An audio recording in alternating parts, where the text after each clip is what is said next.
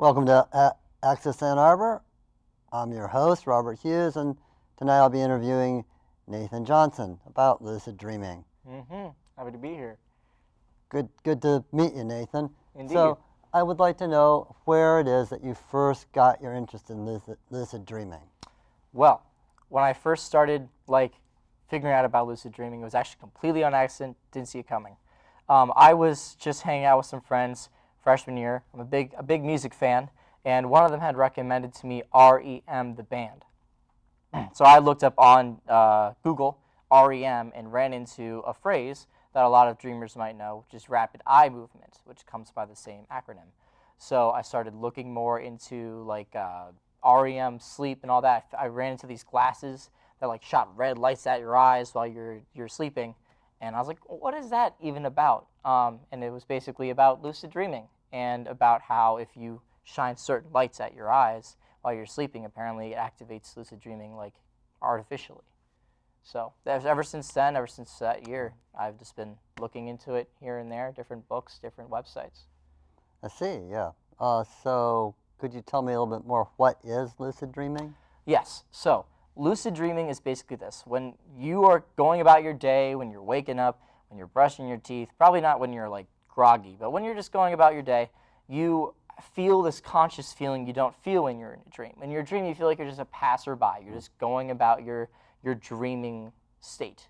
Lucid dreaming is that connection. It's connecting this part of your brain right here, the part that knows that you're conscious, and making it activate while you're sleeping. There are different methods to doing it, which I can talk about later, but more or less it's just being able to be consciously aware within your dream state that you are dreaming, and that's about it. Yeah?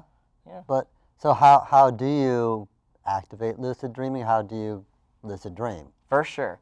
There are two. I'm going to tell you one that's kind of like a passive way that you can kind of do every day, and one that you have to really kind of put into motion.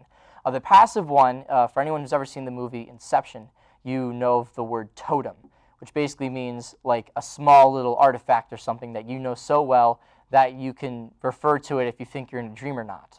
Totems in real life, lucid dreaming is kind of the same thing. You have an item that you look at or something that you interact with, and when you're doing that, you put in your mind, am I dreaming or am I in a dream? And you continually do that so that when you're in your dream and you have that sort of tick that you've created for yourself, you can say, yes, I am dreaming, and you can kind of test it. Some people jump physically to see if they can float when they jump, and they'll be on an elevator, or they'll be waiting in their commute. They'll just do a little jump and see if they fly, and they'll keep doing that. I've never seen someone do it in real life recently, but it is a method that's been used before. But the active one, which is a lot more people probably do that are really into the game, they're really serious lucid dreamers, is they'll set a time, because REM sleep happens every 50 minutes when you sleep. We all have a sleep cycle, a dream cycle. Even if we can't remember our dreams, we do dream. You time it out for how often you sleep and when you wake up. So when you go to sleep, say it's like 10 p.m., 11 p.m. for some people, and waking up at 7 or 8 a.m. in the morning. You time out how long that is, and you find that last 50 minutes and you set an alarm. Then that alarm goes off, you don't get up, you don't start walking around. You sort of just let yourself wake up naturally, turn off your alarm, and you start thinking about what you're going to do in your lucid dream. Get your mind running. Oh, my lucid dream, I'm going to talk to a cat, I'm going to talk to a lost relative. And so you do that, you get your mind all set up, and then you go right into the dream state again. You let your body go back to sleep, and in that last 50 minutes, you should be able to hit the jackpot right when you're supposed to sleep, and your conscious mind will just come with you, because you'll know and expect that it's going to happen. So really, lucid dreaming, if I'm getting it right, that's just where you are aware that you're asleep and dreaming. Isn't that just the nutshell way of? Yeah, basically. Yep. You just know that you're just like you are. Like flying wouldn't necessarily be, things that are unreal, you wake up and you remember, but that's not the same. It's more like you have to know in the dream that I can't fly, look, I'm flying, and then it's a lucid dream, as opposed to waking up and going, yeah, I was flying. Exactly. And I think the craziest thing, because I've experienced lucid dreaming myself, is I have flown while lucid, and you feel flying. You feel all the things that you could feel and see in a dream. So if you're riding a giant flamingo, In a lucid dream, you feel being on a flamingo. Like, it's very strange. It's not something you can just say and not sound like a crazy person. But believe me, like when you're in a lucid dream and you feel like you are right now and you're doing things you could do in a dream, it feels perfectly natural, if not completely extraordinary. I don't know that I've ever had a lucid dream. Can anybody have a lucid dream or? Yes, there are some people that have said that every time they dream, it feels like this. It feels like they're as they are right now. Interestingly enough, for those paying attention on the program, if the first time you hear about lucid dreaming, sometimes that's the first time you ever have one. It's when your mind knows it exists, so therefore you're more keen to doing it. So especially if your mind's just kind of like going through like what happened that day, that could be one of the things that it activates, and boom, you're lucid dreaming. So yeah. So let's say that I really decided that I wanted to experience lucid dreaming and I hadn't before. How would I go about creating the conditions to lucid dream? For sure. Well, there are a few things you need.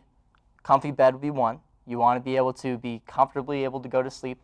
I would say probably the worst time to try to become a dreamer is if you have problems sleeping. But yeah, so comfy bed, possibly just some like some relaxing music, preferably not a long one so that it's not playing when you're asleep. And one way, especially if you're trying to remember your dreams, is a dream journal, which is basically, for some people, a best way to keep up their memory, especially if you're like in a class or you're a college student like me. You write down like what happened in class and you study those notes. Best way to remember your dreams, same way. You have a dreaming notebook and you keep writing down your dreams, and soon they'll become more and more vivid. So yeah, that would be the best way to do it. Comfy bed, dream journal. Mm-hmm. And so I just wonder what the practical, or if you feel that there are practical uses for lucid dreaming. Absolutely. For one thing, when you are dreaming, you have a nightmare.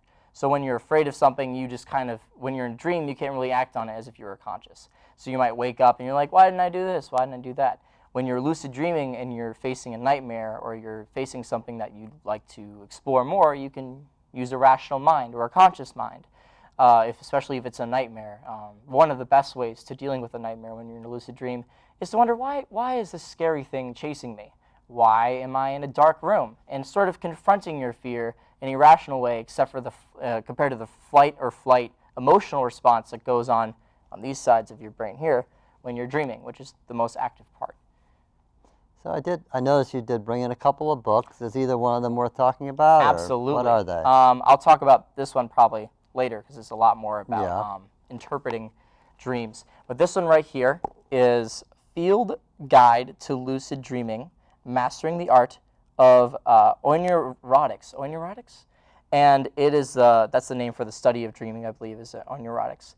And it basically teaches you like different ways to do it. It gives you some varieties of like characters you could meet in your dream, because there's a whole world up there, surprisingly enough, that's kind of in your subconscious as you do things, because there's somewhere where all that's stored, all the information you go through day to day. And this talks about it. Talks about different philosophers. So we got Sigmund Freud, we got Carl Jung, we got all kinds of different things, and it talks about the practical uses as well. So if I don't fulfill it, this book probably will.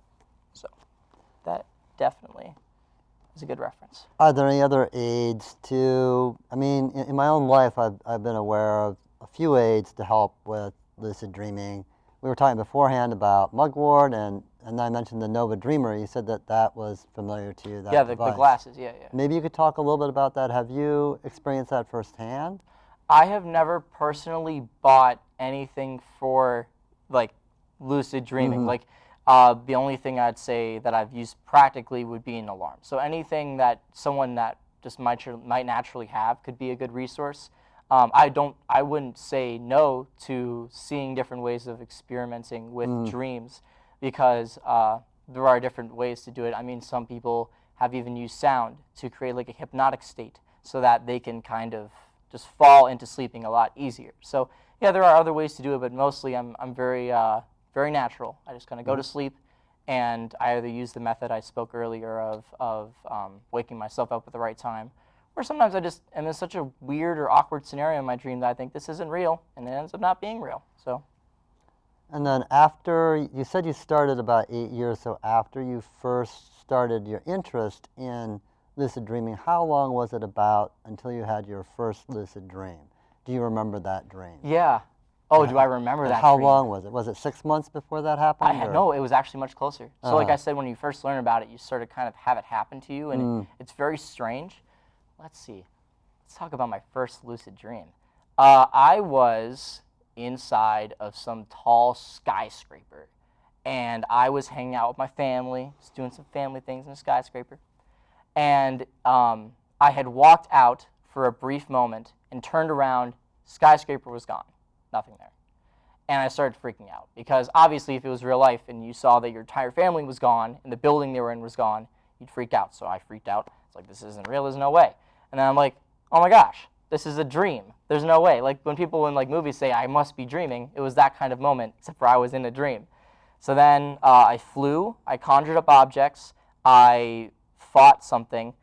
Usually, a way that people get out of their dreams is when they have a sudden, your heart beats really fast. If you get excited, you wake up. That's why some people wake up before they hit the ground, like they have that falling dream where they wake up right before they fall, because their heart's reading that maximum amount.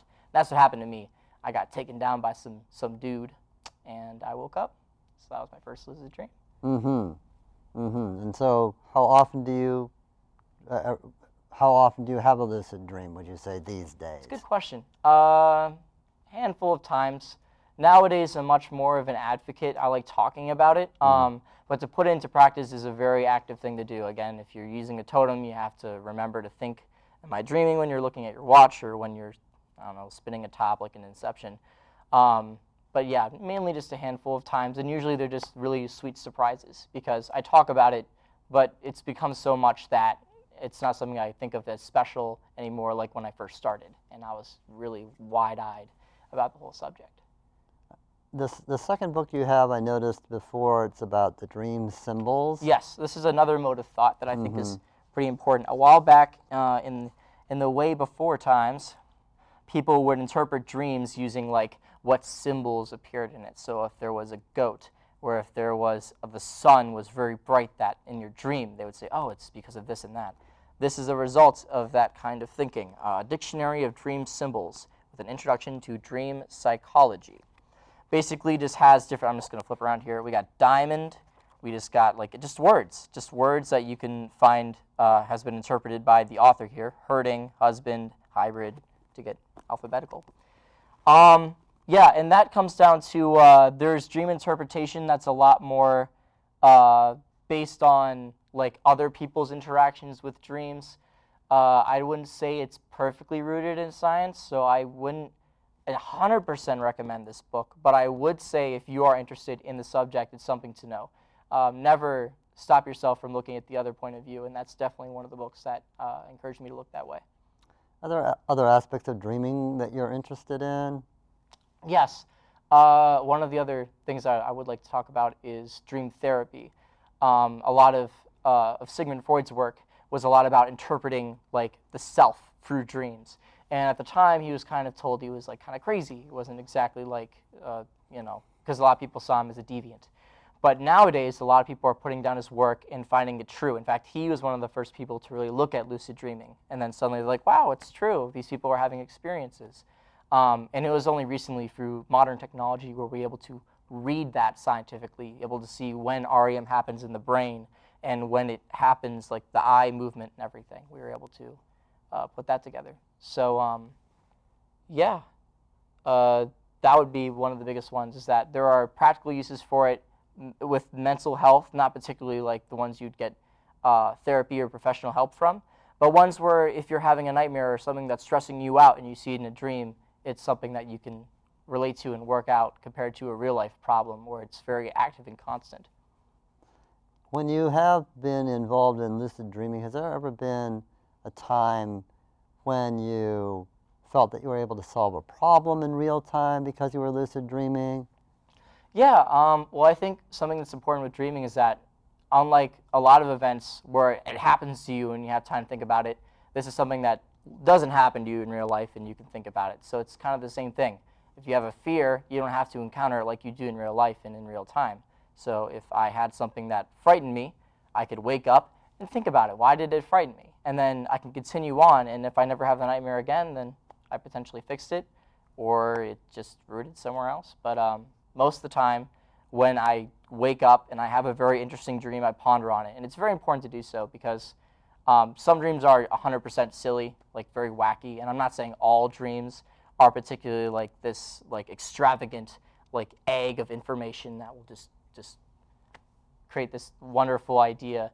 But a lot of them do. A lot of them that stick with you, and maybe even repetitive dreams have that effect. So it's important to ponder them. So I've always thought when I've heard about lucid dreaming before that it would be that I would be able to go into a room, for instance, in a dream, and then determine. So is there, like, for instance, I could go, oh, gee, I want to see a goat now, and I would look out the window, and there'd be a goat, and then I'd be like, oh, gee, what a nice goat. I wish it was so large I could ride it, and then it would be so large, and I would get on it, and I would ride it, and stuff like that. Is there any truth to that way of thinking about lucid dreams, or you kind of referred to them as they were like somehow more static? Well, So let me put it this way, because I 100% agree that is kind of how it is, but some people have taken it as when you're inside of a lucid dream, you're kind of like a god. Like you can create things and do all this stuff because you have this active conscious. But a lot of the field guide book and some other very interesting resources say that a lot of your brain is not aware of this. When you do this kind of stuff, usually when you're dreaming, you're just kind of just relaying information back to your head, and you're kind of just going on it like a passenger in a train. You're not the train conductor. So when you are the train conductor, you don't go running around everybody saying, I'm the train conductor, and you're all just pawns in my game, and I can ride my train wherever I want, you know? You just kind of do your job. So when you're a dreamer, sure, you can create things and conjure things freely when you're lucid dreaming, but you have to recognize the responsibility of it as well, because just like with the heart, you can suddenly find yourself out of it just as quickly as you find yourself in it.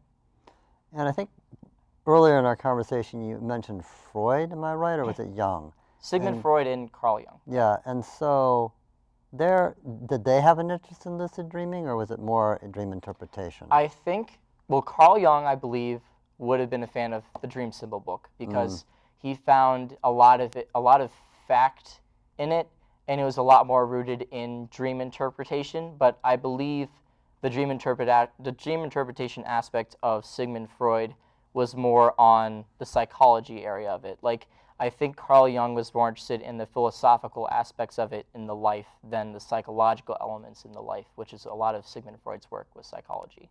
So, yeah, that would be the difference between the two, and literally they'd probably choose different books. So It's a little bit outside the realm of what we've been discussing. However, I have heard people say that sometimes they'll see somebody in a dream before they meet them in real life.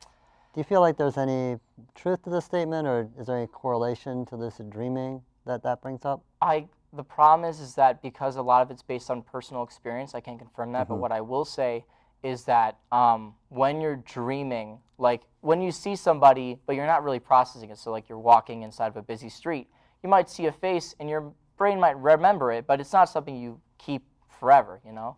One way I think of it is if you have a memory from your past. It's not something you're constantly living, but you can like bring it back around if someone asks you about it. Like, oh, what were you doing when you were 16? You remember all the times you were 16.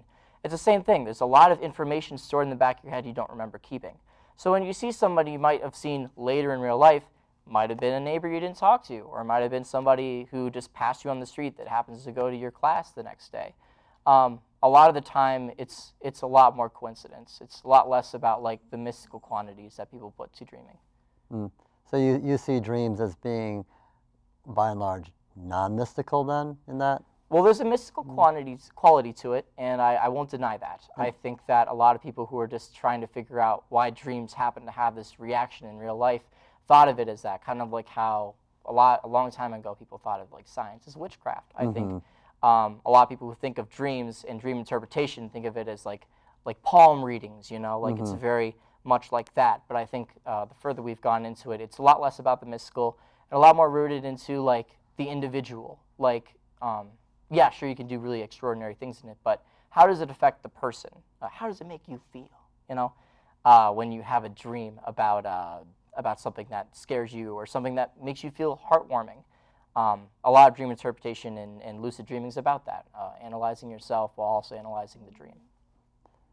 So what has led you to want to share about lucid dreaming?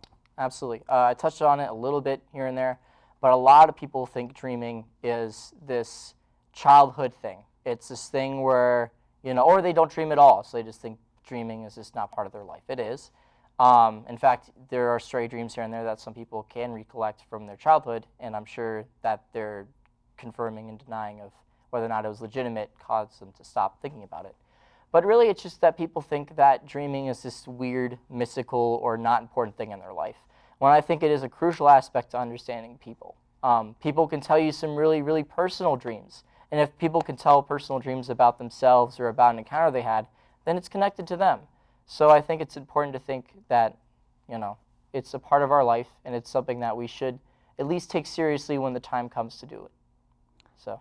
With lucid dreaming, it seems like, especially in a recurring dream, there might be just a lot of like juice that a person might get out of that, or answers, you might say. Do you have experience with a recurring dream and lucid dreaming in your life, or anecdotally from someone else's, or anecdotally, I should say? Yeah, that last part definitely rings true. I've had people come to me and say, because there are people who know me now on my campus as that guy who talks about dreams. So they'll come to me and say, I've had this recurring dream about this and that. And while I'm not the person to go to if you're having something that's truly harming you, I 100% recommend seeing like a professional, not an Eastern Michigan student that's studying film. I would say that a lot of the time, if you're able to help them understand why it is, that's the best thing you can do.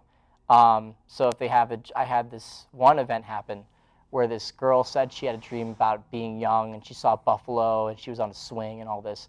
And I told her that from what I could tell, it was a lot about her wanting to be young, like going back to an innocent time. And she just started crying, and it got really weird.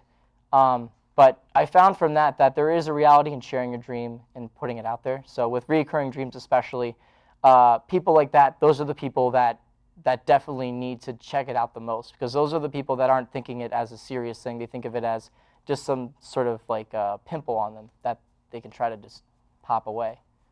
I've definitely heard that reoccurring dreams are very much a sign of the psyche struggling against or with some kind of problem in the person's life. So it doesn't surprise me that when the girl relayed her dream about the swing and the buffalo, that it touched her deeply. Absolutely, yeah. To the point where she wanted to share it with a stranger. Right. Even if there were legitimacy behind if there were legitimacy behind my statement, I'm not a professional, is what I'm saying. Like, I've not studied this for years and years. It's just something that I put a lot of time and interest in. I still think that her sharing it and her trying to figure it out for herself is a valuable thing, and that if people are having that happen, that they should definitely go about trying to find ways to solve those. So this evening, I'm sure there are a few skeptics out in the audience who might have something to say negative or not so complimentary about what we've been talking about tonight. And so I wanted to ask you, Nathan, if you might, directly address those people and their, unfounded concerns. Oh, for sure. Well, I do think that there is some good speculation, but I will say this directly, kind of you into the audience. When you have a nightmare, you get afraid. So when you are afraid, it has an effect on you consciously.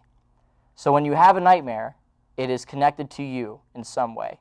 So there is some foundation in a dream. And there are some objective beliefs that, it's just the brain kind of just processing things. It's just kind of going and taking like stuff throughout the day, and you're just cataloging it and stuff like that.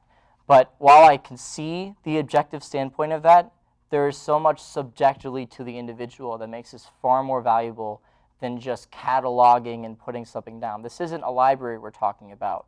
We're talking about an experience. We're talking about like something beyond just putting something in and taking something out. We're talking about like paths and ideas that could be taken from something as simple as maybe, goofing around in a dream.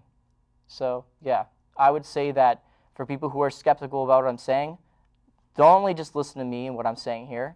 Look up the research yourself and look up some of the other stuff that I've introduced here in the books and some other websites, and you can for yourself understand what I know now, and that is that dreaming is so much more important than it is talked about nowadays. Well, it's been very interesting talking with you today, and we still have some time if there's anything else that you would like to talk about in terms of lucid dreaming. Sure. Let me think of something briefly. Something about history of dreams. I'd say something really quick to touch on is that there are people that have read things in like religious texts about someone having a dream that tells the future, right? I kind of want to just point this out because there are some people that think that something that could happen in modern time, and it kind of goes back to what you were saying about like seeing someone and seeing them later. Oh, how crazy is that? I think with dreams, it kind of points to the direction of your mind. So if you have a dream that something bad might happen, it might be your intuition or your gut feeling. So when someone has a dream and they say, I had this crazy dream about this, and I think this person's going to betray us, it's kind of one and the other. If you think someone's going to betray you and you have a dream about it, it's probably because you believe that person's going to betray you. Just saying it was in a dream doesn't give it legitimacy. That would be one important thing to say. Maybe one more, potentially? Oh, yes. Let's see. I would say that I'll actually just reemphasize this again. Don't say, I'm an Eastern Michigan student and I'm very interested in this topic. So don't think of me as someone who's just like, a master at all this. I'm still a student. We're all just students, really, in the end. We're all trying to learn more. So with this, I recommend looking up for yourself websites and trying to figure out for yourself whether dreams are important to you or not, because it can be very hard to commit a lot of time to something like this, like setting an alarm and then getting a totem, and then because it's more than just like you do it the next day, like unless the lucid dream thing happens where you have that thing that happens where you think about it and then you dream about it that night. It's a routinely thing. If you're going to decide to keep a journal, and if you're going to decide to start doing the processes I talked about today. So, yeah. While we were in the green room talking, I mentioned the idea of sort of reality testing while you're learning how to lucid dream, in terms of looking at your watch or can I fly when you're awake. Do you want to talk about that for just a minute and expound on that? I can emphasize more on that, yeah. So again, something small, even a thought can be a totem per se. So like if you have a thought, what am I going to have for breakfast? You can couple that with, what am I having for breakfast, and am I dreaming right now? A lot of people actually have dreams of their real life happening, and that is something I can't perfectly explain, where someone will have a dream of waking up, brushing their teeth, going and saying hi to their friends, going out, and then they wake up and it's like they never left their bed. A good way to kind of field for a lucid dream would be that, like having something in your routine that you add dreaming to.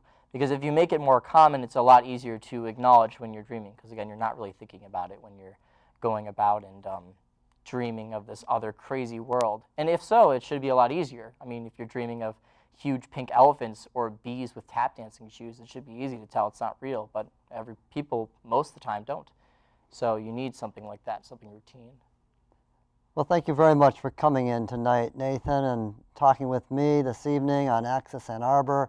And I really want to thank Community Television Network and all the people in Ann Arbor for continuing to support the invaluable work that's done at this station and stations just like it throughout Michigan and the United States.